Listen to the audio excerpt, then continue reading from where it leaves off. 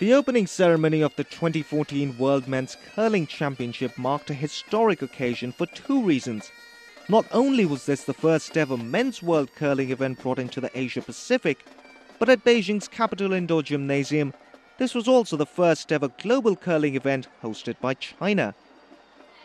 The lineup saw the host China joined by current world number one Canada and reigning world champion Sweden along with 9 others. And for China, while the women have previously won a world championship back in 2009, the men skippered by Liu Roy haven't quite been able to repeat their continental success on the global stage.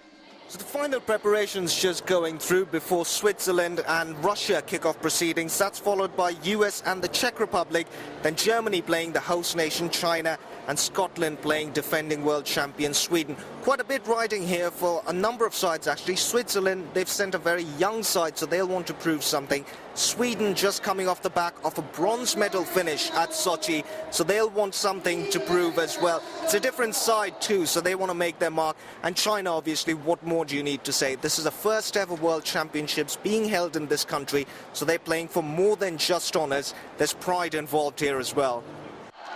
But for those watching, this was more than just about the results. It was a chance to soak up a competition taking centre stage in China for the very first time. And we thought this was also the perfect opportunity to have a chat about that with the head of the sport's world governing body. And she happens to not just be the first female head of the World Curling Federation, but of any Olympic winter sports body ever.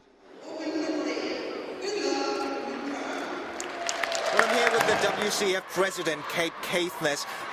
Kate, this is the first ever curling event in China itself. What do you make of the event so far? I know it's still early days, but first impressions? Oh, they're excellent. Really, really happy. The stadium, they've dressed it beautifully, and the crowds are first draw, and you can see how many people are here, so very happy. It's interesting you mentioned the crowd. China not very well known for its curling pedigree or even interest levels.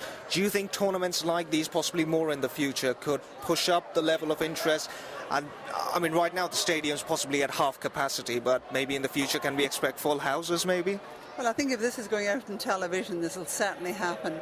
Do you know that we were in Sochi for the Winter Olympics, and the viewing figures we had from China were 660 million. So obviously people in China like our sport. I was in Shanghai in November and went to see the local university, and the interest there is huge.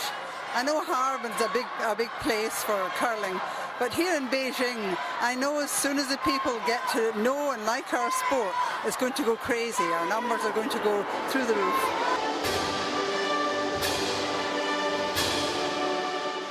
And with scenes like these, you can only imagine, whatever the results end up being, Chinese curling fans already have a reason to remember this World Championship for some time to come. This is Aiden Barua for East West Sports on BON.